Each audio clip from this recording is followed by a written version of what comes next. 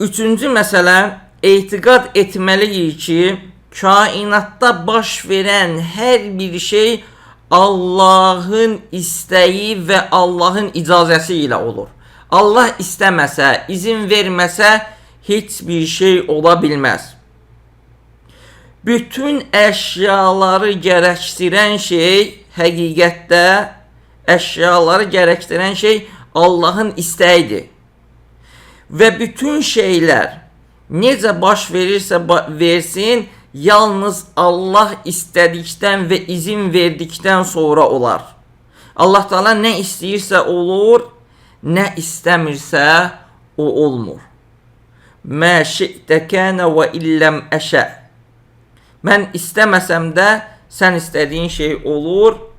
Və mə şi'tu illəm təşə ləm yəkun. Əgər sən istəməsən, mən istədiyim şey olmur. Allah Teala istədiyi hər bir şey baş verməsi mütləqdir. Mütləq baş verməlidir. Allah Azze və Cəlləni öz kainatında, yaradılışında və səltənətində heç kimsə Allaha zid gələ bilməz.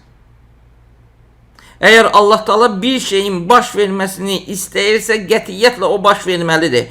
Necə ki Allah Teala buyurur ki, "Limen şa'ə minkum eyyestaqim və ma teşauna illa eyyəşa'ullahu rabbul alamin."